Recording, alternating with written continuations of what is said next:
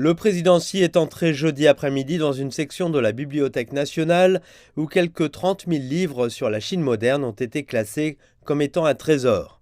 Le dirigeant chinois s'est tenu devant une exposition de livres sur le rôle du marxisme dans la Chine moderne et a posé des questions sur les différentes éditions.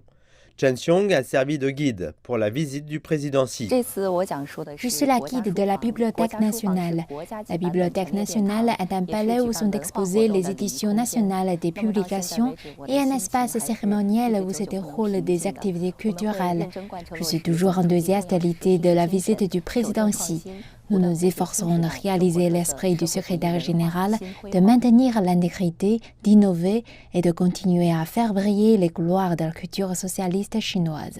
Au cours de sa visite, le président Xi a exprimé un vif intérêt pour les versions rares d'œuvres classiques transmises au fil de la civilisation chinoise.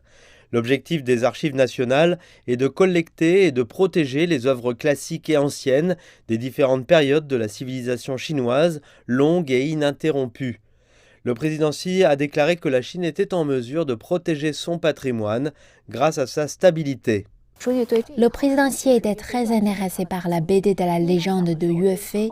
Il a lu toute la série quand il était jeune, en particulier cet épisode ci-dessus, le deuxième épisode de la série. Le président Xi a également visité l'Académie chinoise d'histoire où il s'est informé de nouveaux résultats de la recherche archéologique et des efforts déployés pour retracer les origines de la civilisation chinoise. Le dirigeant chinois a déclaré qu'une compréhension profonde et globale du passé chinois permettrait à la nation de s'appuyer sur sa culture traditionnelle pour relever les défis de l'époque. Il a souligné la nécessité de la créativité et de l'innovation. Le président Xi a également décrit la civilisation chinoise comme étant unique, cohésive, innovante, uniforme et pacifique. Il a indiqué que la nation n'avait pas peur de relever les défis et que l'unité du pays était l'intérêt fondamental de la Chine. Le président Xi a également réaffirmé que la Chine ne cherchait pas l'hégémonie et n'imposait pas ses propres valeurs et son propre système aux autres, et que Beijing continuerait à contribuer à la paix mondiale et à l'ordre international. Enfin, le président Xi a noté que le pays se trouvait à un tournant historique.